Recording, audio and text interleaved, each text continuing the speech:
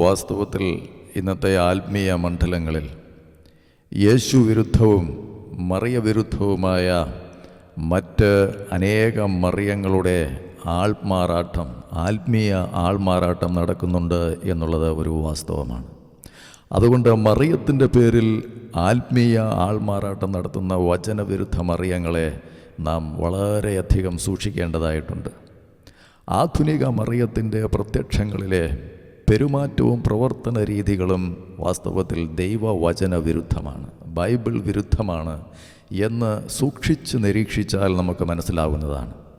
ആധുനിക മറിയ പ്രത്യക്ഷതകൾ യേശുവിൻ്റെ അമ്മയായ യഥാർത്ഥ മറിയത്തെയും യേശുവിനെയും മറിച്ചുകളയുന്ന വചനവിരുദ്ധ മറിയങ്ങളാണ് എന്ന് അവരുടെ സ്വഭാവങ്ങളുടെ താരതമ്യ പഠനത്തിൽ നിന്ന് മാത്രമേ നമുക്ക് വ്യക്തമായിട്ട് മനസ്സിലാക്കുവാൻ കഴിയുകയുള്ളൂ.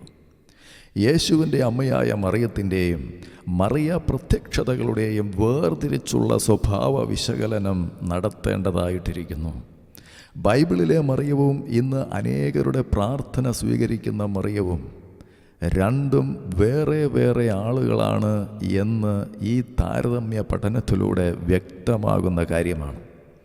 യേശുവിനെയും ദൈവത്തെയും പുറത്താക്കാൻ മറിയമല്ല, മറിയത്തിൻ്റെ വേഷം കെട്ടുന്ന, വെളിച്ചദൂതൻ്റെ വേഷം കെട്ടുന്ന ദൈവികമല്ലാത്ത ഒരു ശക്തി സഭയിൽ ദൈവവചന വിരുദ്ധമായ, ബൈബിൾ വിരുദ്ധമായ പാരമ്പര്യ നിർമ്മാണങ്ങളിൽ കൂടി അതിവേഗം മുന്നേറുന്നുണ്ട് എന്ന് നാം മനസ്സിലാക്കണം. ഇത്തരം ആത്മീയ അട്ടിമറികൾക്കെതിരെ ജാഗ്രത പുലർത്തണമെന്ന് ബൈബിൾ അനേക ഭാഗങ്ങളിൽ, പ്രത്യേകിച്ചും പുതിയ നിയമത്തിൽ പൗലോസിൻ്റെ ലേഖനങ്ങളിലൊക്കെ മുന്നറിയിപ്പ് തരുന്ന കാര്യങ്ങളാണ്. ബൈബിളിലെ മറിയവും ഇന്നത്തെ മറിയങ്ങളും തമ്മിൽ നാം താരതമ്യ പഠനം നടത്തിയാൽ ചില സുപ്രധാന കാര്യങ്ങൾ നമുക്ക് മനസ്സിലാകും.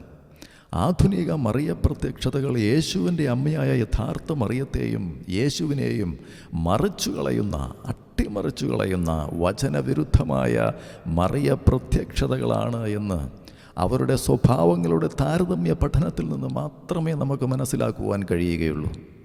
യേശുവിൻ്റെ അമ്മയായ മറിയത്തിൻ്റെയും മറിയ പ്രത്യക്ഷതകളുടെയും വേർതിരിച്ചുള്ള സ്വഭാവ വിശകലനം നാം അതുകൊണ്ട് നടത്തേണ്ടതായിട്ടുണ്ട്. അതുകൊണ്ട് ബൈബിളിലെ മറിയവും ഇന്ന് അനേകരുടെ പ്രാർത്ഥന സ്വീകരിക്കുന്ന മറിയവും രണ്ടും വ്യത്യസ്ത വ്യക്തിത്വങ്ങളാണ് എന്നാണ് ഈ താരതമ്യ പഠനത്തിലൂടെ നാം വ്യക്തമാക്കുന്നത്. ഈ പുതിയ മറിയം പുതിയ നിയമത്തിലെ യേശുവിൻ്റെ അമ്മയായ യഥാർത്ഥ മറിയം അല്ല എന്ന് ഇവരുടെ രണ്ടുപേരുടെയും സ്വഭാവ സവിശേഷതകൾ തമ്മിൽ താരതമ്യം ചെയ്ത് നോക്കിയാൽ മാത്രമാണ് വ്യക്തമാകുന്നത്. അതുകൊണ്ട് ഇത് ഇന്നത്തെ മറിയ ഭക്തർ വളരെ ശ്രദ്ധിച്ചു കേൾക്കേണ്ടതായിട്ടുള്ള ഒരു വിഷയമാണ്. യേശു ക്രിസ്തുവിനെ വാസ്തവമായി മനസ്സിലാക്കുവാനും യേശുവിലേക്ക് വാസ്തവമായി കടന്നു വരുവാനും യേശുവിൻ്റെ ഭക്തനായി തീരുവാനും ഈ പഠനം നിങ്ങൾക്ക് ആവശ്യമാണ്. റോമാസഭയിലെ മറിയം അമലോത്ഭവയാണ്. എന്നാൽ ബൈബിളിലെ മറിയം ആദത്തിൻ്റെ സന്തതി എന്ന നിലയിൽ എല്ലാവരെയും പോലെ പാപത്തിൽ ജനിച്ച ആളാണ്. റോമാസഭയിലെ മറിയം പരിപൂർണ പരിശുദ്ധയാണ്. എന്നാൽ ബൈബിളിലെ മറിയം എല്ലാ മനുഷ്യരെയും പോലെ പാപിയായിരുന്നു. റോമാസഭയിലെ മറിയം യേശുവിൻ്റെ ജനനത്തിന് മുമ്പും ജനനകാലത്തും ജനനത്തിന് ശേഷവും കന്യകയാണ് എന്നാണ് പറയപ്പെടുന്നത്. എന്നാൽ ബൈബിളിലെ മറിയം യേശുവിൻ്റെ ജനനം വരെ കന്യകയായിരുന്നു. എന്നാൽ അതിനുശേഷം മറിയത്തിന് മറ്റ് മക്കളുണ്ടായിരുന്നു. റോമാസഭയിലെ മറിയം ദൈവത്തിൻ്റെ അമ്മയാണ്. എന്നാൽ ബൈബിളിലെ മറിയം ദൈവപുത്രനായ യേശു ക്രിസ്തുവിൻ്റെ മനുഷ്യത്വത്തിൻ്റെ മാത്രം അമ്മയാണ്. റോമാസഭയുടെ മറിയം സഭയുടെ അമ്മയാണ്. എന്നാൽ ബൈബിളിലെ മറിയം സഭയിലെ ഒരു അംഗമാണ്. റോമാസഭയിലെ മറിയം സഹരക്ഷകയാണ്. എന്നാൽ ബൈബിൾ പ്രകാരം ക്രിസ്തു മാത്രമാണ് രക്ഷകൻ. അവൻ ഏക രക്ഷകനാണ്. സഹരക്ഷക എന്നുള്ള ഒരു ആശയം ബൈബിളിലില്ല. കാരണം ക്രിസ്തു മാത്രമാണ് പാപത്തിൻ്റെ പരിഹാരത്തിനായി, മനുഷ്യവർഗത്തിൻ്റെ മുഴുവൻ പാപത്തിൻ്റെ പരിഹാരത്തിനായി സഹിക്കുകയും മരിക്കുകയും ഉയർത്തെഴുന്നേൽക്കുകയും ചെയ്തത്. റോമാ സഭയുടെ മറിയം തൻ്റെ ജീവിതത്തിൻ്റെ അവസാനത്തിൽ ശരീരത്തോടും ആത്മാവോടും കൂടി സ്വർഗത്തിലേക്ക് എടുക്കപ്പെട്ടവളാണ് എന്ന് പറയപ്പെടുന്നു. എന്നാൽ ബൈബിളിലെ മറിയം ഉൽപ്പത്തി 3-ാം അധ്യായം 19-ാമത്തെ വാക്യപ്രകാരം മരണശേഷം മറിയത്തിൻ്റെ ഭൗതിക ശരീരം മണ്ണിലേക്ക് മടങ്ങി എന്ന് നമുക്ക് ന്യായമായിട്ടും ചിന്തിക്കേണ്ടതായിട്ടുണ്ട്. യേശു ഒഴികെ മറ്റെല്ലാവരുടെയും ഉയർത്തെഴുന്നേൽപ്പ് യേശു ക്രിസ്തുവിൻ്റെ 2ാമത്തെ വരവിലാണ് എന്നാണ് ബൈബിൾ കൃത്യമായിട്ട് പഠിപ്പിക്കുന്നത്. അപ്പോൾ അതിൻ പ്രകാരം മറിയം ഇതുവരെ ഉയർത്തെഴുന്നേറ്റിട്ടില്ല, സ്വർഗത്തിലേക്ക് കയറിയിട്ടില്ല. മാത്രമല്ല, റോമാ സഭയുടെ ചിന്ത പ്രകാരം നമ്മുടെ സങ്കടങ്ങളും പരാതികളും നമുക്ക് ഫലമേൽപ്പിക്കാവുന്ന നമ്മുടെ സഹമധ്യസ്ഥയായ മറിയത്തെയാണ് അവർ അവതരിപ്പിക്കുന്നത്. എന്നാൽ ബൈബിൾ പ്രകാരം നമ്മുടെ സങ്കടങ്ങളും പരാതികളും നമുക്ക് ഫലമേൽപ്പിക്കാവുന്നത് നമ്മുടെ ഏക മധ്യസ്ഥനായ യേശു ക്രിസ്തുവിനെ മാത്രമാണ്. റോമാസഭയുടെ ചിന്ത പ്രകാരം നമ്മുടെ മരണസമയം മറിയത്തിൻ്റെ സംരക്ഷണത്തിന് അടിയറ വച്ച് നാം നമ്മെ തന്നെ അവൾക്ക് പൂർണ്ണമായും ഫലമേൽപ്പിക്കണം. എന്നാൽ ബൈബിൾ പ്രകാരം നമ്മുടെ മരണസമയം യേശു ക്രിസ്തുവിൻ്റെ സംരക്ഷണത്തിന് അടിയറ വച്ച് നാം നമ്മെ തന്നെ യേശുവിന് പൂർണ്ണമായും ഫലമേൽപ്പിക്കണം. കാരണം കർത്താവിൻ്റെ നാമത്തെ വിളിച്ചപേക്ഷിക്കുന്നവൻ രക്ഷിക്കപ്പെടും. മറ്റൊരുത്തനിലും രക്ഷയില്ല. രക്ഷിക്കപ്പെടുവാൻ ആകാശത്തിൻ കീഴിൽ മനുഷ്യരുടെ ഇടയിൽ നൽകപ്പെട്ട വേറൊരു നാമവുമില്ല എന്നാണ് സത്യവചനം നമ്മോട് സംസാരിക്കുന്നത്. എന്നാൽ റോമാ സഭയുടെ ചിന്ത പ്രകാരം സ്വർഗത്തിൻ്റെയും ഭൂമിയുടെയും രാജ്ഞിയായി ദൈവം മറിയത്തെ ഉയർത്തി. അതിനാൽ പ്രത്യേക ഭക്തിയോടെ ഈ മറിയത്തെ സ്തുതിക്കേണ്ടതുണ്ട് എന്നാണ്. ഇത് ദൈവവചനപ്രകാരം തെറ്റാണ്. സ്വർഗത്തിൻ്റെയും ഭൂമിയുടെയും മുകളിൽ ഉയർത്തപ്പെട്ട നാമം യേശു ക്രിസ്തുവിൻ്റേത് മാത്രമാണ്. അതിനാൽ നാം സ്തുതിക്കേണ്ടത് യേശുവിൻ്റെ നാമത്തെ മാത്രമാണ്. ഞാനല്ലാതെ മറ്റൊരു ദൈവം നിനക്കുണ്ടാകരുത് എന്നുള്ള വചനത്തിൻ്റെ ആത്മീയ അർത്ഥപ്രകാരം നമ്മുടെ ക്രൈസ്തവ ജീവിതം നാം ക്രമപ്പെടുത്തുന്നില്ല എങ്കിൽ നാം വളരെ തന്ത്രപരമായ വിഗ്രഹാരാധനയുടെയും സാത്താൻ്റെ ആത്മീയ അട്ടിമറയുടെയും വിക്ടിംസായി പോകും എന്നുള്ളതിൽ സംശയമില്ല. മാത്രമല്ല, ബൈബിൾ പ്രകാരം സാത്താനെ പരാജയപ്പെടുത്തിയത് യേശുവാണ്, അല്ലാതെ മറിയമല്ല. മക്കൾ ഒരേ മാംസത്തിലും രക്തത്തിലും ഭാഗഭാക്കുകളാകുന്നത് പോലെ അവനും അവരിൽ ഭാഗഭാക്കായി. അത് മരണത്തിന്മേൽ അധികാരമുള്ള പിശാചിനെ തൻ്റെ മരണത്താൽ നശിപ്പിച്ച് മരണഭയത്തോടെ ജീവിതകാലം മുഴുവൻ അടിമത്തത്തിൽ കഴിയുന്നവരെ രക്ഷിക്കുന്നതിന് വേണ്ടിയായിരുന്നു. അതുകൊണ്ട് പാപമില്ലാതെ ഉത്ഭവിക്കുകയും പാപമില്ലാതെ ജീവിക്കുകയും നിത്യകന്യകയും സ്വർഗത്തിലേക്ക് ആരോഹണം ചെയ്യുകയും ചെയ്ത ഒരു സ്ത്രീയെക്കുറിച്ച് ബൈബിൾ പറയുന്നില്ല, പഠിപ്പിക്കുന്നില്ല, അംഗീകരിക്കുന്നില്ല. അത് ചില മനുഷ്യരുടെ മനുഷ്യനിർമ്മിതമായ ബൈബിൾ വിരുദ്ധമായ ദൈവവചന വിരുദ്ധമായ ദൈവിക ചിന്തകൾക്ക് വിരുദ്ധമായ മാനുഷിക പാരമ്പര്യങ്ങളുടെ നിർമ്മിതിയാണ്. അതിലൂടെ അനേകർ സാത്താൻ്റെ തന്ത്രപ്രകാരം അട്ടിമറിക്കപ്പെട്ട് നിത്യനരകത്തിലേക്ക് വഞ്ചിക്കപ്പെട്ട് തകർക്കപ്പെട്ടു പോകുന്നുണ്ട് എന്നുള്ള യാഥാർത്ഥ്യം കേൾവിക്കാർ മനസ്സിലാക്കണം. ബൈബിളിലില്ലാത്ത ഇന്നത്തെ ആധുനിക മറിയത്തിൻ്റെ പ്രത്യക്ഷതകളിൽ അവയുടെ പെരുമാറ്റവും പ്രവർത്തന രീതികളും ബൈബിൾ വിരുദ്ധമാണ്, ബൈബിളിൻ്റെ ഉപദേശങ്ങൾക്ക് വിരുദ്ധമാണ്, ബൈബിളിലെ സ്വഭാവത്തിന് വിരുദ്ധമാണ് എന്ന് നമുക്ക് മനസ്സിലാക്കുവാൻ കഴിയും. അതുകൊണ്ട് ആധുനിക മറിയത്തിൻ്റെ ചില പ്രധാന പ്രത്യക്ഷതകളെപ്പറ്റി നമുക്ക് അല്പമായി പരിശോധിക്കേണ്ടതായിട്ടുണ്ട്. യേശുവിനെയും ദൈവത്തെയും പുറത്താക്കാൻ മറിയമല്ല, മറിയത്തിൻ്റെ വേഷം കെട്ടുന്ന, വെളിച്ചദൂതൻ്റെ വേഷം കെട്ടുന്ന ദൈവികമല്ലാത്ത ഒരു ശക്തി സഭയിൽ ദൈവവചന വിരുദ്ധമായ ബൈബിൾ വിരുദ്ധമായ പാരമ്പര്യ നിർമ്മാണങ്ങളിൽ കൂടി അതിവേഗം മുന്നേറുന്നുണ്ട് എന്ന് നാം മനസ്സിലാക്കണം. യേശു മത്തായിയുടെ സുവിശേഷം 23-ാം അധ്യായത്തിൽ പറഞ്ഞ ഒരു കാര്യമുണ്ട്. കപടഭക്തിക്കാരായ ശാസ്ത്രിമാരും പരീശന്മാരുമായുള്ളവരെ, നിങ്ങൾക്ക് കഷ്ടം! നിങ്ങൾ ഒരുത്തനെ മതത്തിൽ ചേർക്കുവാൻ കടലും കരയും ചുറ്റി നടക്കുന്നു. ചേർന്ന ശേഷം അവനെ നിങ്ങളെക്കാൾ ഇരട്ടിച്ച നരകയോഗ്യനാക്കുന്നു. 1316 22 പിയൂസ് പോപ്പിനോട് ബന്ധിങ്ങം ധരിച്ച് മരിക്കുന്നവർ അടുത്തു വരുന്ന ശനിയാഴ്ച ശുദ്ധീകരണ സ്ഥലത്തിൽ നിന്ന് മോചിപ്പിക്കപ്പെടും എന്ന് ഈ മറിയം പറഞ്ഞു. പിന്നീടുണ്ടാകുന്ന പ്രത്യക്ഷത ഗ്വാഡാലൂപ്പ് മെക്സിക്കോയിൽ 1531 പിന്നീട് 1830 പാരീസിൽ ഫ്രാൻസിൽ പ്രത്യക്ഷപ്പെട്ടതായി പറയപ്പെടുന്നു. പിന്നീട് 1846 ഫ്രാൻസിൽ ലാസലേറ്റ് എന്ന സ്ഥലത്ത് പ്രത്യക്ഷപ്പെട്ടതായിട്ട് പറയുന്നു. പിന്നീട് 1858 ഫ്രാൻസിൽ ലൂർദിൽ പ്രത്യക്ഷപ്പെട്ടു. പിന്നീട് 1879 അയർലൻഡിൽ നോക്ക് എന്ന സ്ഥലത്ത് പ്രത്യക്ഷപ്പെട്ടു. പിന്നീട് 1917 പോർട്ടുഗലിൽ ഫാത്തിമ എന്ന സ്ഥലത്ത് പ്രത്യക്ഷപ്പെട്ടതായി പറയുന്നു. 1932 ബെൽജിയത്തിൽ ബ്യൂറായിങ് എന്ന സ്ഥലത്ത് പ്രത്യക്ഷപ്പെട്ടു.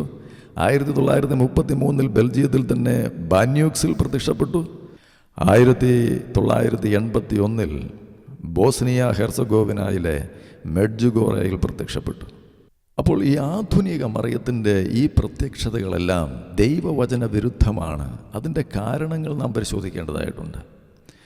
അതായത് മരിച്ച് സ്വർഗത്തിലേക്ക് പോയ ഒരാൾക്ക് ജീവിച്ചിരിക്കുന്നവരുടെ വിശ്വാസത്തെ ശക്തീകരിക്കുന്നതിനായി തിരിച്ചു വരുവാൻ കഴിയില്ല. ഈ സത്യം ധനവാന്റെയും ലാസറിൻ്റെയും അനുഭവ ചരിത്രത്തിൽ നിന്ന് യേശു ബൈബിളിൽ തന്നെ വ്യക്തമാക്കുന്നുണ്ട്.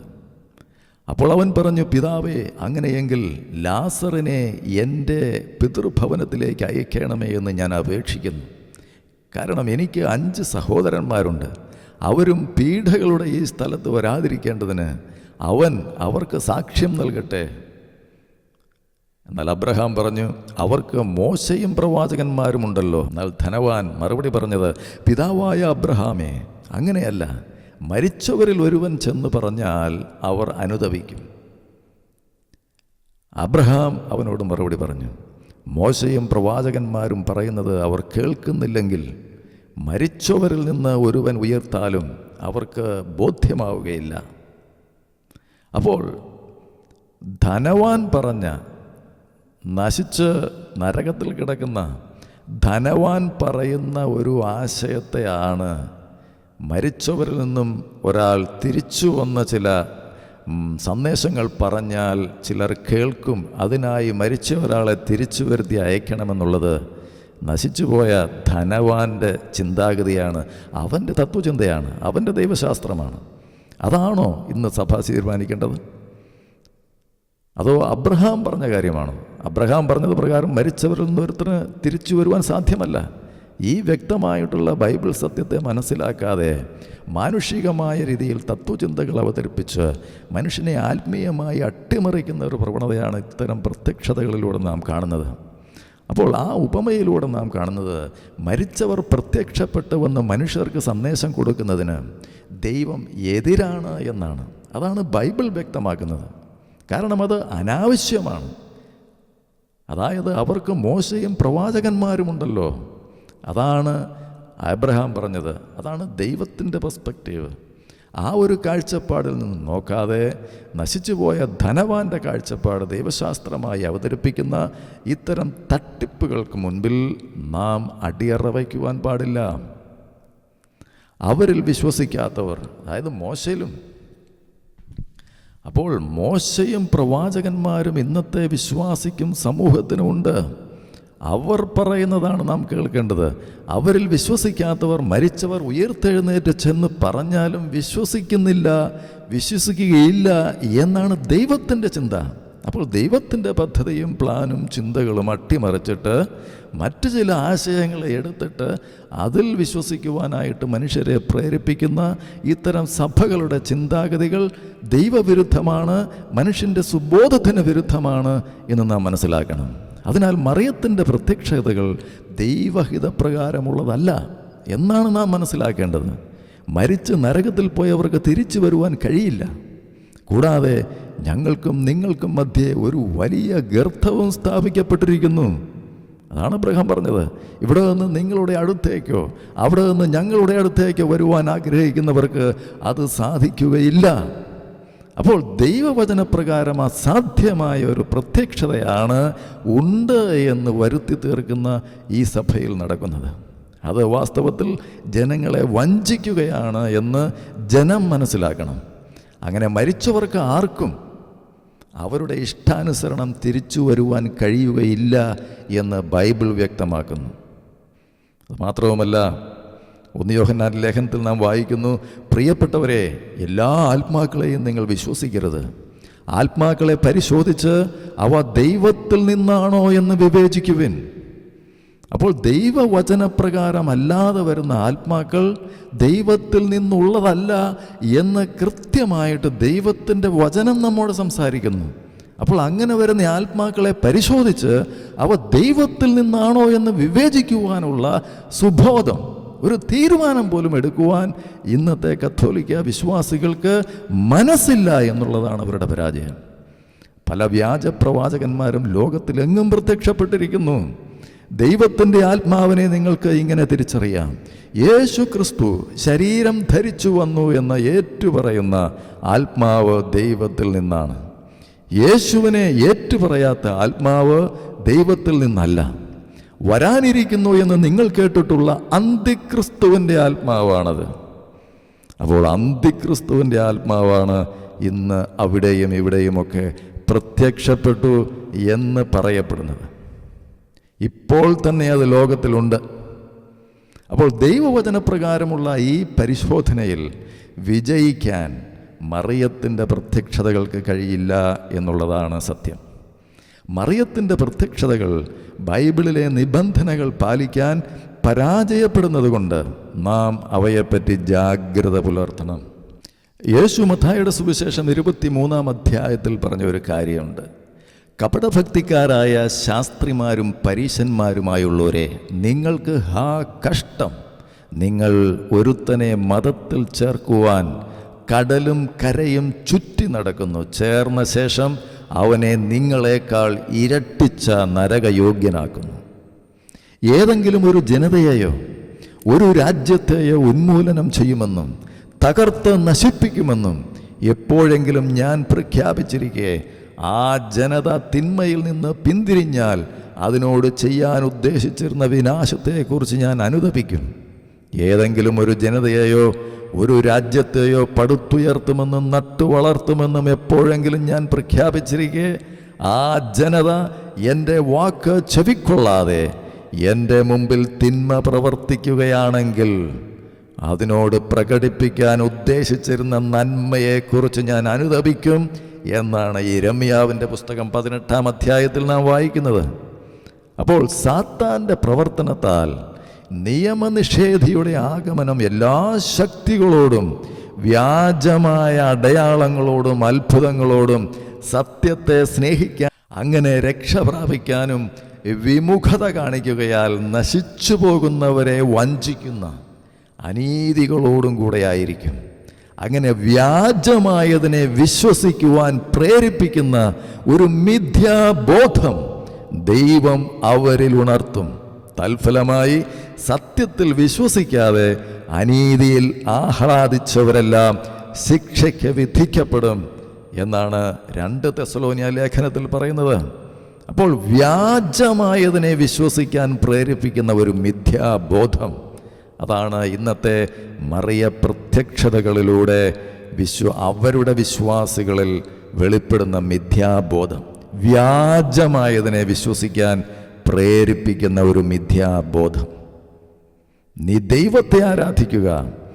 യേശുവിനുള്ള സാക്ഷ്യമാണ് പ്രവചനത്തിൻ്റെ ആത്മാവ് എന്ന് വെളിപ്പാട് പുസ്തകം 19-ാം അധ്യായത്തിൽ നാം വായിക്കുന്നു. അവർ സത്യത്തിന് നേരെ ചെവിയടച്ച് കഥകളിലേക്ക് ശ്രദ്ധ തിരിക്കും. ദൈവത്തിൻ്റെ വചനം വ്യക്തമായി ബൈബിളിലുള്ളപ്പോൾ അതിന് വിരുദ്ധമായി വരുന്ന ഇത്തരം പ്രത്യക്ഷതകളും അതിൻ്റെ കെട്ടുകഥകളിലേക്കും ശ്രദ്ധ തിരിക്കുന്ന ഒരു ജനം, അതിന് എല്ലാവിധ സഹായവും ചെയ്തു കൊടുക്കുന്ന വഞ്ചനാത്മകമായ ഒരു നേതൃനിര, അതാണ് ഇത്തരം സഭകളിൽ നാം ദർശിക്കുന്നത്.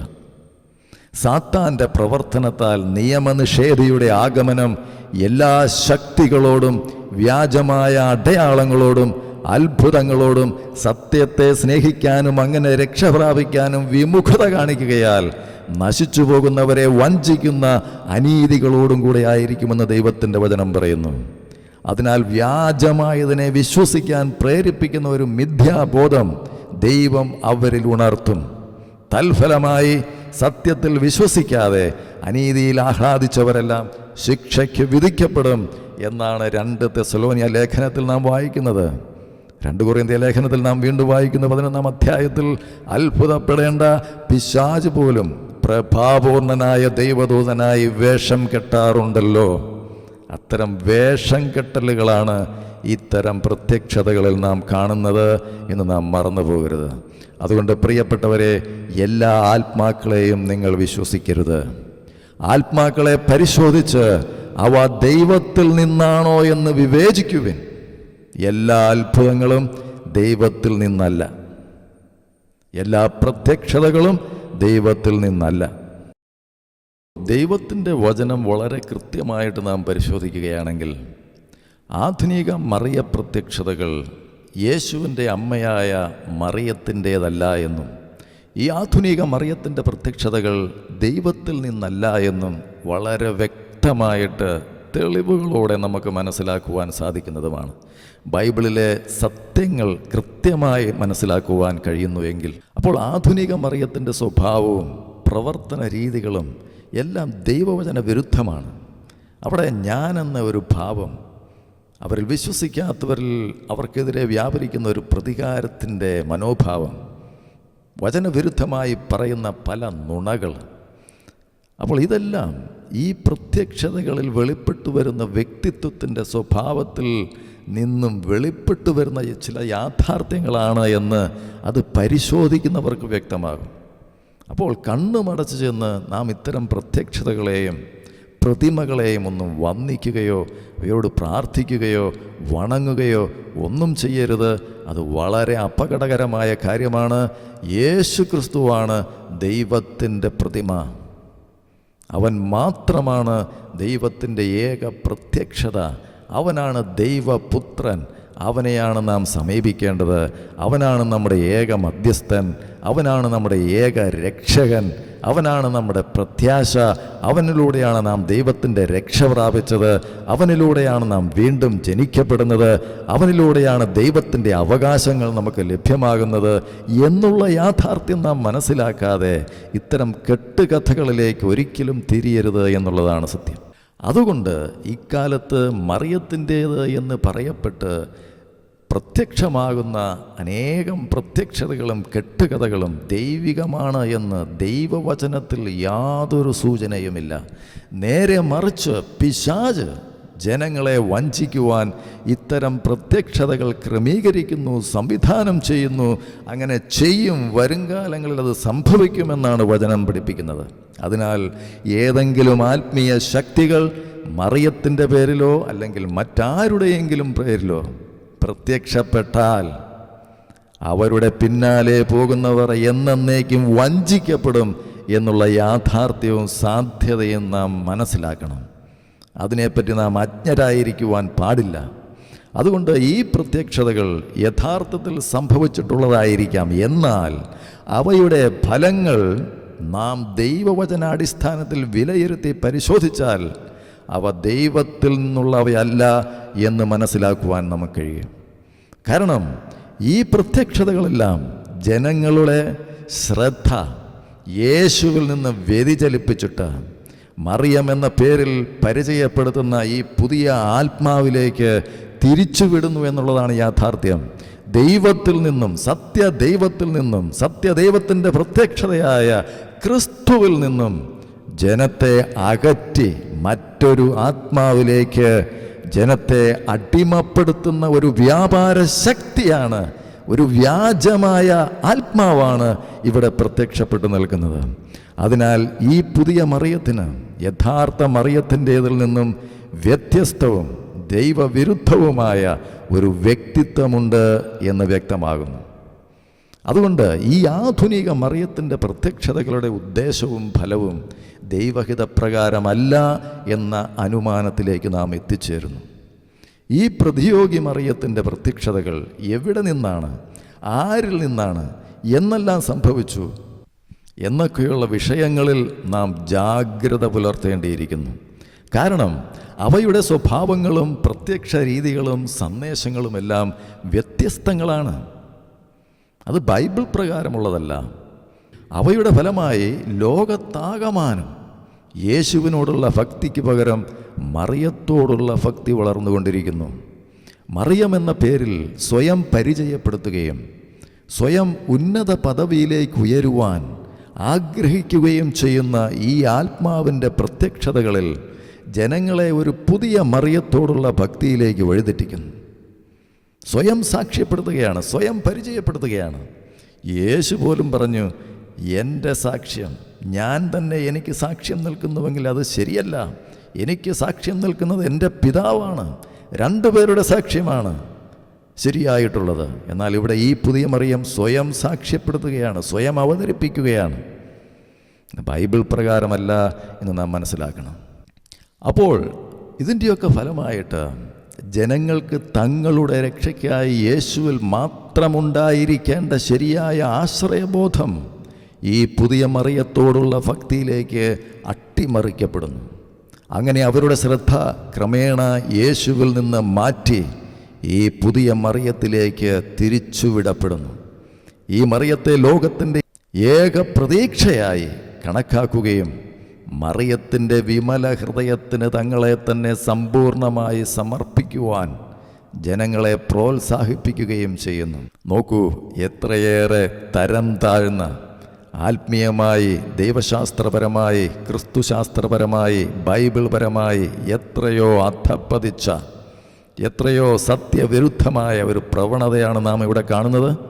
അപ്പോൾ അതിൻ്റെയൊക്കെ ഫലമായി ഉയർന്നു വന്നിട്ടുള്ള ഈ പുതിയ മറിയത്തിൻ്റെ യഥാർത്ഥ സ്വഭാവം നാം ദൈവത്തിൽ ആശ്രയിച്ച് പ്രാർത്ഥിച്ച് ചിന്തിച്ച് മനസ്സിലാക്കേണ്ട കാര്യമാണ്. അതുകൊണ്ട് ആധുനിക മറിയത്തിൻ്റെ സ്വഭാവവും പ്രവർത്തന രീതികളും ദൈവവചന വിരുദ്ധമാണ് എന്ന് വ്യക്തമാണ്. ഈ പുതിയ മറിയം ജഡികരും ലൗകികരുമായ മനുഷ്യർക്ക് ആകർഷകമായി അനുഭവപ്പെടുവാൻ സഹായകമായ സവിശേഷതകൾ മനുഷ്യനിർമ്മിതമായ പല പാരമ്പര്യങ്ങളിലൂടെയും നേടിയെടുത്തു കഴിഞ്ഞിരിക്കുന്നു. എന്നാൽ ഈ പുതിയ മറിയത്തിൻ്റെ വ്യക്തിത്വ സവിശേഷതകളെല്ലാം പൂർണ്ണമായും ദൈവവചന വിരുദ്ധമാണ് എന്ന് സൂക്ഷിച്ച് നിരീക്ഷിക്കുന്നവർക്ക് എളുപ്പത്തിൽ മനസ്സിലാകുന്ന കാര്യമാണ്. ഒന്നാമതായി, ആധുനിക മറിയത്തിൻ്റെ ഞാനെന്ന ഭാവം പ്രത്യേകം നാം ശ്രദ്ധിക്കണം. യേശുവിൻ്റെ അമ്മയായ മറിയം യേശുവിനെപ്പറ്റി ജനങ്ങളോട് പറഞ്ഞു, അവൻ പറയുന്നത് പോലെ ചെയ്യുവിൻ. എന്നാൽ ഇന്നത്തെ പുതിയ മറിയം പറയുന്നത്, ഞാൻ പറയുന്നത് പോലെ ചെയ്യുവിൻ എന്നാണ്.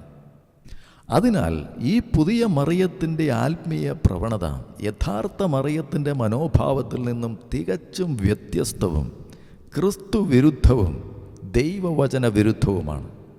ലോകമാസകലം പെരുകിക്കൊണ്ടിരിക്കുന്ന മരിയൻ ദർശനങ്ങൾ പരിശോധിച്ചാൽ ബൈബിളിലെ മറിയത്തിൽ നിന്നും വ്യത്യസ്തമായ ഒരു സ്വഭാവം അവയിലെ മറിയത്തിൻ്റെ ആത്മാവിനുണ്ട് എന്ന് നമുക്ക് കാണുവാൻ കഴിയും. യേശുവിൻ്റെ അമ്മയായ മറിയത്തിൻ്റെ ബൈബിളിൽ രേഖപ്പെടുത്തിയിട്ടുള്ള ഏറ്റവും ഒടുവിലത്തെ വാക്കുകൾ അവൻ നിങ്ങളോട് പറയുന്നത് ചെയ്യുവിൻ എന്നാണ്.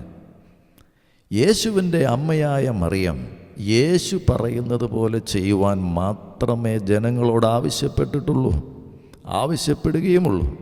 എന്നാൽ ഈ പുതിയ മറിയം, ആധുനിക പ്രത്യക്ഷതകളിലെ മറിയം, റോമാസഭ പറയുന്ന മറിയം, താൻ പറയുന്നത് പോലെ ചെയ്യാനാണ് ജനങ്ങളോട് ആവശ്യപ്പെടുന്നത്. അങ്ങനെ യേശുവിനെ തന്ത്രപൂർവം അവഗണിക്കാനുള്ള ഒരു പ്രവണത ഈ മറിയത്തിനുണ്ട് എന്ന് നാം മനസ്സിലാക്കണം. ഈ പ്രത്യക്ഷതകളിൽ ഈ മറിയം തന്നെപ്പറ്റി തന്നെ കൂടുതൽ പ്രശംസനീയമായ രീതിയിൽ സംസാരിക്കുന്നു. മറിയത്തിൻ്റെ നിർമ്മല ഹൃദയം, മറിയത്തിൻ്റെ അമലോത്ഭവം എന്നീ സ്ഥാനങ്ങൾ കൊടുത്ത് തന്നോടുള്ള ഭക്തി വളർത്തണമെന്നും കൊന്ത ചെല്ലണമെന്നും ഈ മറിയം ആവശ്യപ്പെടുന്നു. ഇന്ന് പല സ്ഥലങ്ങളിലും പ്രത്യക്ഷപ്പെടുന്ന മറിയം എന്ന പേരിലും ദൈവമാതാവ് എന്ന സ്ഥാനപ്പേരിലുമൊക്കെ വിലസുന്ന ഈ ആത്മാവ് തന്നിലേക്ക് തന്നെ ശ്രദ്ധ ആകർഷിക്കുകയും തന്നോട് പ്രാർത്ഥിക്കുവാൻ ജനങ്ങളെ പ്രോത്സാഹിപ്പിക്കുകയും ചെയ്യുന്നു. ഇത് ദൈവികമല്ല. കാരണം ബൈബിൾ പറയുന്നു, സ്വമേധയാ സംസാരിക്കുന്നവൻ തൻ്റെ മഹത്വം അന്വേഷിക്കുന്നു. തന്നെ അയച്ചവൻ്റെ മഹത്വം അന്വേഷിക്കുന്നവൻ സത്യവാനാണ്, അവനിൽ നീതികേടില്ല എന്നാണ് യോഹന്നാൻ്റെ സുവിശേഷം 7-ാം അധ്യായത്തിൽ നാം വായിക്കുന്നുണ്ട്. ഇത് ബൈബിൾ വായിക്കാത്തവരും ബൈബിൾ പഠിക്കാത്തവരും ബൈബിളിനെ ദൈവവചനമായി അംഗീകരിക്കാത്തവരുമൊക്കെ ചെന്ന് മനഃപൂർവ്വം ചാടുന്ന കുഴികളാണ് ഇത്തരം സാത്താൻ്റെ പ്രത്യക്ഷതകളിലൂടെ അവർ വഞ്ചിക്കപ്പെടുക എന്നുള്ളത്. എന്നാൽ ബൈബിളിലെ യേശുവിൻ്റെ അമ്മയായ യഥാർത്ഥ മറിയമാകട്ടെ സ്വയം കർത്താവിൻ്റെ ദാസി എന്നാണ് വിശേഷിപ്പിക്കുന്നത്. അങ്ങനെ ജനശ്രദ്ധ യേശുവിലേക്ക് തിരിക്കുകയും യേശു പറയുന്നത് അനുസരിക്കുവാൻ ജനങ്ങളെ ഉപദേശിക്കുകയും പ്രേരിപ്പിക്കുകയും അങ്ങനെ യേശുവിലേക്ക് ജനങ്ങളെ നടത്തുകയാണ് ചെയ്യുന്നത്.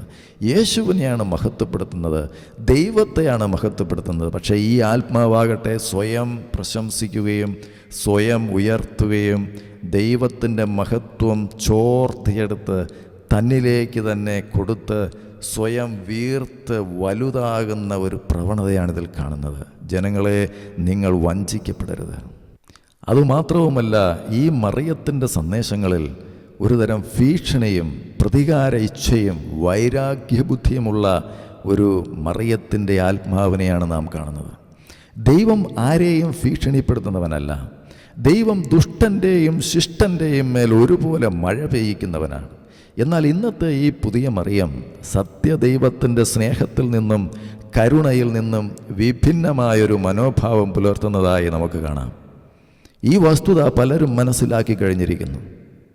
2002 ഓശാന എന്ന മാസികയിൽ തോമസ് പാറയ്ക്കൽ മരിയഭക്തിയും ദുർഗാദേവിയും എന്ന ഒരു ലേഖനത്തിൽ പറയുന്ന ചില പ്രസക്തമായ കാര്യങ്ങൾ ഞാൻ പറയട്ടെ. അവിടെ പറയുന്നു, അത് 20-21 പേജുകളിലാണ്. പ്രസംഗത്തിനൊടുവിൽ ഏവരെയും ഞെട്ടിപ്പിച്ചുകൊണ്ട് ഫാദർ കമീൽ ഒരു ബോംബ് പൊട്ടിച്ചു. മരിയഭക്തി പ്രചരിപ്പിക്കുവാനായി ജീവിതം ഒഴിഞ്ഞു വച്ചിരിക്കുന്ന തനിക്ക് ലഭിച്ച സ്വർഗീയ സർട്ടിഫിക്കറ്റ് മുരിങ്ങൂർ ധ്യാന കേന്ദ്രത്തിൽ വെച്ച് മാനസാന്തരപ്പെട്ട യുവാവിന് താബോർ മലയിൽ പ്രാർത്ഥിച്ചു കൊണ്ടിരുന്നപ്പോൾ അരുളപ്പാടുണ്ടായി, കമീലച്ഛനിൽ നിന്നും മരിയഭക്തി അഭ്യസിക്കൂ. മരിയഭക്തിയുടെ ദൈവശാസ്ത്രമൊന്നും ഈയുള്ളവന് അറിഞ്ഞുകൂടാ. എന്നാൽ മതബോധന ക്ലാസ്സുകളിലൂടെയും സുവിശേഷ പ്രസംഗങ്ങളിലൂടെയും അറിഞ്ഞ ഒരു കന്യാമറിയമുണ്ട്. പക്ഷേ അത് കമീലച്ഛനെ പോലുള്ളവർ പ്രചരിപ്പിച്ചുകൊണ്ടിരിക്കുന്ന മാതാവല്ല. ആ മാതാവിന് പ്രതികാരേച്ഛയില്ല, വൈരാഗ്യബുദ്ധിയില്ല.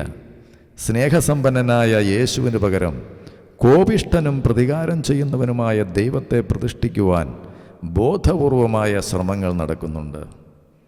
കാനോൻ നിയമത്തിലൂടെ വിശ്വാസികളുടെ അവകാശങ്ങൾക്ക് കൂച്ചുവിലങ്ങിടുക, ഭീഷണിയിലൂടെയും പ്രതികാരദാഹിയായ ദൈവത്തെപ്പറ്റി പഠിപ്പിച്ചും അവരെ ആധ്യാത്മിക അടിമകളാക്കുക, ഇതൊരു ട്രെൻഡായി കഴിഞ്ഞു. അപ്പോൾ കമീലച്ചൻ പ്രസംഗിച്ചത് ദുർഗാദേവിയെ പറ്റിയാണെങ്കിൽ സാരമില്ലെന്ന് വയ്ക്കാമായിരുന്നു. എന്നാൽ ദുർഗാദേവി പോലും തന്നോട് ഭക്തി പ്രകടിപ്പിച്ചില്ല എന്ന കാരണത്താൽ കോപിഷ്ഠയായി സർവവും നശിപ്പിക്കും എന്ന് കരുതുക വയ്യ. കമീലച്ചൻ നിങ്ങളുടെയും ദേവാലയങ്ങളിൽ നാളെ എത്തിയേക്കാം. ഇതാണ് പേജ് 20-21 രേഖപ്പെടുത്തിയിരിക്കുന്നത്. അപ്പോൾ ശത്രുക്കളെ സ്നേഹിക്കുന്ന, ദുഷ്ടൻ്റെ മേലും ശിഷ്ടൻ്റെ മേലും ഒരുപോലെ മഴ പെയ്യിക്കുന്ന ദൈവത്തിൻ്റെ സ്വഭാവം ഈ മറിയത്തിനുണ്ടോ എന്ന് നിങ്ങൾ പരിശോധിക്കുക. അടുത്തതായി, ദൈവവചന സത്യങ്ങൾക്ക് വിരുദ്ധമായ സന്ദേശങ്ങൾ പറയുന്ന, അതായത് നുണ പറയുന്ന ഒരു മറിയം, ആധുനിക മറിയത്തിൻ്റെ സന്ദേശങ്ങൾ അത് തികച്ചും ദൈവവചന വിരുദ്ധമാണ്. അത് നമുക്ക് അംഗീകരിക്കുവാൻ കഴിയുകയില്ല.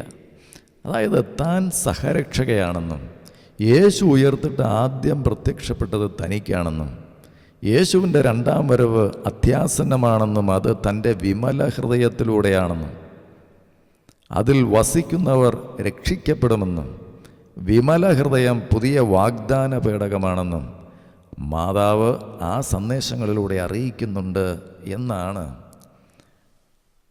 2002 ഡിവൈൻ വോയിസ്, ഡിവൈൻ ധ്യാന കേന്ദ്രം മുരിങ്ങൂരിൽ ആ മാസികയിൽ പ്രൊഫസർ ജോർജ് ഇരുമ്പയം എഴുതിയിരിക്കുന്ന ലേഖനത്തിൽ നാം കാണുന്നത്. എന്നാൽ ഇത്തരം സന്ദേശങ്ങൾ ദൈവവചന വിരുദ്ധമാണ് എന്നും യഥാർത്ഥ മറിയത്തിൽ നിന്നല്ല എന്നും വ്യക്തമാണ്. ഉദാഹരണമായി, യേശു ഉയർത്തിട്ട് ആദ്യം പ്രത്യക്ഷപ്പെട്ടത് തനിക്കാണെന്ന് ഈ മറിയം സത്യവിരുദ്ധമായി അവകാശപ്പെടുന്നു. വാസ്തവത്തിൽ യേശു ഉയർത്തിട്ട് ആദ്യം പ്രത്യക്ഷപ്പെട്ടത് മഗ്ദലേന മറിയത്തിനായിരുന്നു. അപ്പോൾ ഈ വൈരുദ്ധ്യത്തിൽ തന്നെ അതിൻ്റെ റിലയബിലിറ്റി ഇല്ല എന്ന് സാധാരണക്കാർക്ക് മനസ്സിലാക്കാം, ചിന്തിക്കുന്നവർക്ക്. അപ്പോൾ അത് നാം ചിന്തിക്കണം. വചനത്തിൽ എന്താണ് എഴുതിയിരിക്കുന്നത്? ആഴ്ചയുടെ 1-ാം ദിവസം രാവിലെ ഉയർത്തെഴുന്നേറ്റതിന് ശേഷം യേശു ആദ്യം മഗ്ദലേന മറിയത്തിന് പ്രത്യക്ഷപ്പെട്ടു. മർക്കോസിൻ്റെ സുവിശേഷം 16-ാം അധ്യായം. അപ്പോൾ ഇതിൽ നിന്നും ആധുനിക മറിയത്തിൻ്റെ പ്രത്യക്ഷതകളിലെ സന്ദേശങ്ങൾ യഥാർത്ഥ മറിയത്തെയും ദൈവവചനത്തെയും അപമാനിക്കുന്നതാണ്, ദൈവവചന സത്യങ്ങളെ അട്ടിമറിക്കുന്നതാണ്. ഇതൊരു ദൈവത്തിൻ്റെ ആത്മാവല്ല, ദൈവത്തിൽ നിന്നല്ല എന്ന് വ്യക്തമായിട്ട് നമുക്ക് മനസ്സിലാക്കുവാൻ കഴിയും. അപ്പോൾ ഇത്തരം വഞ്ചനകളിൽ നിന്ന് നാം മുക്തരായി ദൈവവചനത്തിലേക്ക് തിരിഞ്ഞ് വാസ്തവമായ ദൈവപ്രത്യക്ഷതയായ ദൈവമായ നമ്മുടെ ഏക മധ്യക്ഷനായ യേശു ക്രിസ്തുവിലേക്ക് തിരിയുവാനുള്ള ഒരു ആത്മീയ ചൈതന്യവും വെളിച്ചവും ദൈവത്തിൻ്റെ പരിശുദ്ധാത്മാവ് നമുക്ക് നൽകട്ടെ. ഇന്ന് അനേക ഇടങ്ങളിൽ, പല സ്ഥലങ്ങളിൽ, പല രാജ്യങ്ങളിൽ ഈ മറിയത്തിൻ്റെ ആത്മാവ് പല പേരുകളിലാണ് അറിയപ്പെടുന്നത്. ഉദാഹരണത്തിന് നമ്മുടെ ഇന്ത്യയിൽ പല പേരുകളുണ്ട്. ഉദാഹരണം കൊരട്ടിമുത്തി. അപ്പോൾ ഇതൊക്കെ ദൈവത്തിൻ്റെ, യേശുവിൻ്റെ അമ്മയാണോ? മനുഷ്യർക്ക് മധ്യസ്ഥയായി സ്വയം അവരോധിക്കുന്ന മറിയം, അത് ബൈബിളിലെ മറിയമാണോ എന്ന് നാം വ്യക്തമായിട്ട് ചിന്തിക്കണം. ഉദാഹരണമായി നമുക്ക് മലയാള മനോരമ 2002 സെപ്റ്റംബർ 8 മലയാള മനോരമയിൽ മണർകാട് ഭക്തർക്ക് പുണ്യദർശനം എന്ന പേരിൽ വന്ന ഒരു ലേഖനമുണ്ട്. അതിൻ്റെ ചില പ്രസക്ത ഭാഗങ്ങൾ പരിശോധിച്ചാൽ ഇത്തരം ആചാരങ്ങൾ, പള്ളികളിൽ നടക്കുന്ന ആചാരങ്ങൾ, ഈ മറിയത്തോടുള്ള ഭക്തി, അതൊക്കെ എത്രമാത്രം ദൈവവചന സത്യത്തിൽ നിന്നും അകന്നു പോയിട്ടുണ്ട് എന്ന് മനസ്സിലാക്കുവാനായിട്ട് നമ്മെ പ്രേരിപ്പിക്കും. മണർകാട് പള്ളിയിലെ ആചാരങ്ങൾ ക്രിസ്തീയമാണോ എന്ന് നാം പരിശോധിക്കുക. ആ ലേഖനത്തിൽ പറയുന്ന ചില കാര്യങ്ങൾ ഞാൻ വായിക്കാം. മണർകാട് വിശുദ്ധ മർത്തമറിയം പള്ളിയിൽ വർഷത്തിലൊരിക്കൽ 8 നോമ്പിൻ്റെ സമാപന ദിവസങ്ങളിൽ മാത്രം ദർശനത്തിന് തുറക്കാറുള്ള വിശുദ്ധ ദൈവമാതാവിൻ്റെ ചിത്രം ഇന്നലെ തുറന്നു. പ്രാർത്ഥനാ നിരതരായി പള്ളിയിൽ കാത്തുനിന്ന വമ്പിച്ച ഭക്തജന സമൂഹത്തിന് അത് നിർവൃതിയുടെ ധന്യ നിമിഷമായി. പ്രധാന മദ്ബഹായിലെ ത്രാണാസിന് മുകളിൽ പ്രതിഷ്ഠിച്ചിട്ടുള്ള പ്രസിദ്ധമായ ചിത്രം തോമസ് മാർ തിമോത്തിയോസിൻ്റെ കാർമ്മികത്വത്തിൽ നടന്ന കുർബാനയ്ക്ക് ശേഷം മധ്യാഹ്ന പ്രാർത്ഥനയോടെയാണ് തുറന്നത്. പള്ളിയും പരിസരവും ഭക്തജനങ്ങളെ കൊണ്ട് നിറഞ്ഞിരുന്നു. ഇടവക വികാരി മാത്യു പി ഏലിയാസ് കോറപ്പിസ്കോപ്പായുടെ മുഖ്യ കാർമ്മികത്വത്തിൽ നടന്ന നടതുറക്കൽ ചടങ്ങിൽ ഒട്ടേറെ വൈദികരും പങ്കെടുത്തു. വ്രതശുദ്ധിയോടെ മാതാവിൻ്റെ മധ്യസ്ഥത തേടി ആയിരക്കണക്കിന് ഭക്തജനങ്ങൾ പള്ളിയിൽ എത്തിക്കൊണ്ടിരുന്നു. പള്ളിയുടെ ഇരുവശങ്ങളിലുമുള്ള കുളങ്ങളിൽ സ്നാനം ചെയ്ത് പടിഞ്ഞാറ് വശത്തുള്ള കൽക്കുരിശിൻ്റെ ചുവട്ടിൽ എണ്ണയും മെഴുകുതിരിയും കത്തിച്ച് വിശ്വാസികൾ മനമുരുകി പ്രാർത്ഥിക്കുന്നു. കൽക്കുരിശിൻ്റെ ചുവട്ടിൽ മുട്ടിന്മേൽ നീന്തൽ, ശയന പ്രദക്ഷിണം തുടങ്ങിയ നേർച്ചകൾ അർപ്പിക്കുന്നവരും ഒട്ടേറെ. വീണ്ടും ആ ലേഖനത്തിൻ്റെ ഭാഗങ്ങൾ തുടരുന്നുണ്ട്.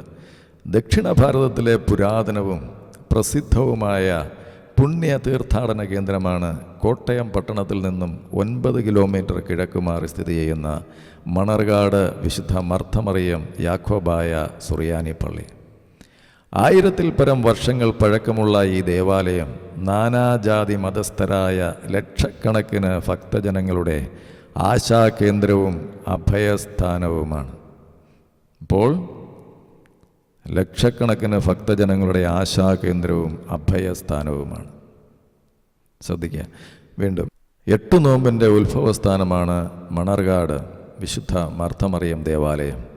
പരിശുദ്ധിയുടെ പര്യായമായ മാതാവിൻ്റെ അനുഗ്രഹം തേടി നൂറ്റാണ്ടുകൾക്ക് മുമ്പ് മുതൽക്കേ ഭക്തജനങ്ങൾ ഈ ദേവാലയത്തിൽ 8 നോമ്പിനെത്തിയിരുന്നു. വിശുദ്ധ ദേവമാതാവിൻ്റെ മധ്യസ്ഥതയിലൂടെ രോഗശാന്തി, ഉദ്ദിഷ്ടകാര്യ പ്രാപ്തി, സന്താനലബ്ധി, പൈശാചിക ബന്ധനങ്ങളിൽ നിന്നുള്ള മോചനം എന്നിവയ്ക്കായി എത്തിച്ചേർന്ന ഭക്തജനങ്ങൾക്ക് അനുഗ്രഹ സിദ്ധി, ആഗ്രഹസിദ്ധി ലഭിക്കുന്നു. 1982 ഫെബ്രുവരി 26 ആഗമാന സുറിയാനി സഭയുടെ പരമാധ്യക്ഷൻ മോറോന്മാർ ഇഗ്നാത്തിയോസ് സാഖ പ്രഥമൻ തിരുമനസ്സുകൊണ്ട് ഈ പള്ളിയിൽ വിശുദ്ധ ദേവമാതാവിൻ്റെ സുനോറ തിരുവസ്ത്രത്തിൻ്റെ അംശം സ്ഥാപിച്ചു. സുനോറ പള്ളി എന്ന പവിത്രമായ പദവിയും നൽകി. ആ വർഷം മുതൽ ഫെബ്രുവരി 26 മണർകാട് പള്ളിയിൽ സുനോറ പെരുന്നാൾ ആഘോഷിക്കുന്നു. കൂടാതെ മെയ് 5, 6 തീയതികളിൽ വിശുദ്ധ ഗീവർഗി സഹദായുടെ പെരുന്നാളും ആഘോഷിക്കുന്നു. സീനായി പർവ്വതത്തെപ്പറ്റി വിശുദ്ധ വേദപുസ്തകത്തിൽ കാണുന്നത് ദൈവത്തിൻ്റെ പർവ്വതമെന്നാണ്. ഈ പർവ്വതത്തിൽ വച്ച് ദൈവം മോശയ്ക്ക് പ്രത്യക്ഷനായത് കത്തിയെരിയുന്ന ഒരു മുൾപടർപ്പിലായിരുന്നു. ഇതുപോലൊരു മുൾപടർപ്പിൽ 1000-ൽ പരം വർഷങ്ങൾക്ക് മുമ്പ് പ്രസവിച്ച് കിടക്കുന്ന ഒരു പശുവിനെയും കുട്ടിയെയും ദർശനത്തിൽ കണ്ട സ്ഥലത്ത് ദർശനത്തിലെ അരുളപ്പാടനുസരിച്ച് പണിത ദേവാലയത്തിൻ്റെ ആധുനിക മുഖഭാവമാണ് ഇന്നത്തെ മണർകാട് വിശുദ്ധ മർത്തമറിയം പള്ളി. ഒരു ആരാധനാ സ്ഥലം ഉണ്ടാകുവാൻ ഉപവസിച്ച് പ്രാർത്ഥിച്ച കുറേ ആളുകൾക്ക് 8-ാം ദിവസമുണ്ടായ ദർശനമാണിത്. അന്ന് മുതൽ ഇന്ന് വരെയും 8 ദിവസം നീണ്ടു നിൽക്കുന്ന നോമ്പോടുകൂടി വിശുദ്ധ ദൈവമാതാവിൻ്റെ ജനന പെരുന്നാൾ ഇവിടെ ആഘോഷിക്കപ്പെടുന്നു. പ്രധാന നേർച്ച വഴിപാടുകൾ വിശുദ്ധ കുർബാന, വിശുദ്ധ ദൈവമാതാവിനോടുള്ള മധ്യസ്ഥ പ്രാർത്ഥന, കുട്ടികളെ അടിമവയ്ക്കൽ, പിടിപ്പണം, ഉരുളു നേർച്ച, ശയന പ്രദക്ഷിണം, കൽക്കുരിശിന് ചുറ്റും മുട്ടിന്മേൽ നീന്തൽ, മുത്തുക്കുട നേർച്ച, സ്വർണം വെള്ളിക്കുരിശുകൾ നേർച്ച, എണ്ണ മെഴുകുതിരി നേർച്ച, ചുറ്റുവിളക്ക് കത്തിക്കൽ, ആൾരൂപം നേർച്ച, കറി നേർച്ച. ഇത് എല്ലാം രേഖപ്പെടുത്തിയിരിക്കുന്നത് 2002 ഓഗസ്റ്റ് 31 മലയാള മനോരമ പേജ് 11 മണർകാട് പള്ളിയിൽ 8 നോമ്പ് പെരുന്നാൾ എന്ന തലക്കെട്ടിൽ വന്ന ഫുൾ പേജ് പരസ്യത്തിൽ നിന്നാണ്. വീണ്ടും ആ പരസ്യം മണർകാട് പള്ളി മെഴുകുലേലം മലയാള മനോരമ 2002 ഒക്ടോബർ 2 എങ്ങനെ കാണുന്നു. 4 ടൺ മെഴുക് മണർകാട് പള്ളിക്കാര്യത്തിൽ സൂക്ഷിച്ചിരിക്കുന്ന ഉദ്ദേശം 4 ടൺ മെഴുക് 6/10/2002 ഞായറാഴ്ച രാവിലെ 11:30 ലേലം ചെയ്തു കൊടുക്കുന്നതാണ്. അപ്പോൾ അത്രയേറെ മെഴുകുതിരികൾ അവിടെ കത്തിച്ചു എന്നുള്ളതാണ് അതിൻ്റെ തെളിവ്. അപ്പോൾ ഇതൊക്കെ വാസ്തവത്തിൽ യേശു ക്രിസ്തുവിൽ നിന്നും ഭക്തരുടെ ശ്രദ്ധയെ വേർതിരിച്ച് വിടുന്ന, ഡൈവേർട്ട് ചെയ്ത് വിടുന്ന തെറ്റായിട്ടുള്ള ഭക്തി പ്രവണതകളാണ്. അത് മനുഷ്യൻ്റെ ഭക്തിയെ, മനുഷ്യൻ്റെ മൂല്യങ്ങളെ, ദൈവത്തോടുള്ള അടുപ്പത്തെ അട്ടിമറിച്ചിട്ട് മനുഷ്യരെ തമ്മിലടുപ്പിക്കുന്ന ഒരു വളരെ അധപ്പതിച്ച, അവിശ്വാസികളുടെ സമൂഹത്തിൽ പോലും ലജ്ജാകരമായ ഒരു നിലവാരത്തിലേക്ക് വിശ്വാസികളെ തള്ളിയിടുന്ന ഒരു തെറ്റായ ആത്മാവിൻ്റെ പ്രവർത്തനമാണ് ഇവിടെ നടക്കുന്നത് എന്നുള്ള യാഥാർത്ഥ്യം തിരിച്ചറിയുവാൻ അവർക്ക് കഴിയുന്നില്ല. യേശു ക്രിസ്തുവിൽ നിന്നും എന്നേ അവർ അകന്നു പോയിരിക്കുന്നു എന്നവർ മനസ്സിലാക്കുന്നില്ല. അവർക്ക് തന്നെ അറിയാം ഇത് ക്രിസ്തുവിൻ്റെ മൂല്യങ്ങൾക്ക് വിരുദ്ധമാണ് അവരുടെ പെരുമാറ്റ രീതികളെന്ന്. കാരണം എന്താണ്? അവർ ക്രിസ്തുവിനെ ഉപേക്ഷിച്ചു. ജീവൻ്റെ ഉറവയായ ക്രിസ്തുവിനെ, ദൈവത്തെ ഉപേക്ഷിച്ച് മറ്റ് ചില പ്രത്യക്ഷതകളുടെയും തെറ്റായ ദർശനങ്ങളുടെയും പിന്നാലെ പോയി തെറ്റായ ആത്മീയ ആചാരങ്ങളെ സൃഷ്ടിച്ചെടുത്ത് വിഗ്രഹാരാധന നടത്തി ദൈവത്തിൽ നിന്നും അകന്നുപോയ ദൈവജനത്തിന്, ഇസ്രായേൽ ജനത്തിന് പറ്റിയ അതേ അധപ്പതനത്തിൻ്റെയും ശിക്ഷയുടെയും അനുഭവമാണ് ഇത്തരത്തിൽ പോകുന്നവർക്ക് ഉണ്ടായിക്കൊണ്ടിരിക്കുന്നത് എന്ന് നാം മറന്നു പോകരുത്. അപ്പോൾ ഇത്തരം പ്രത്യക്ഷതകളൊക്കെ യഥാർത്ഥത്തിൽ ബൈബിളിലുള്ള യേശുവിൻ്റെ അമ്മയായ മറിയമാണോ? കൊരട്ടിമുത്തിയൊക്കെ വാസ്തവത്തിൽ യേശുവിൻ്റെ അമ്മ തന്നെയാണോ എന്ന് നാം ചിന്തിക്കണ്ടേ? ഇതിനെപ്പറ്റി divine voice Muringoor, October 2002, page 28, 29, 30 father Ignatius Payyappilly എഴുതിയ ലേഖനം നാടിൻ്റെ മഹിമയ്ക്കായി മാറിയ കൊരട്ടിപ്പള്ളി. ആ ലേഖനത്തിലെ ചില ഭാഗങ്ങൾ ഞാൻ വായിക്കട്ടെ. കേരളത്തിലെ പ്രസിദ്ധവും പുരാതനവുമായ മരിയൻ തീർത്ഥാടന കേന്ദ്രമാണ് കൊരട്ടിപ്പള്ളി. വലതുവശത്തെ രൂപക്കൂടിനുള്ളിൽ പ്രതിഷ്ഠിച്ചിരിക്കുന്ന കൊരട്ടിമുത്തിയുടെ രൂപമാണ് അത്ഭുത രൂപം എന്ന് വിശേഷിപ്പിക്കപ്പെടുന്നത്.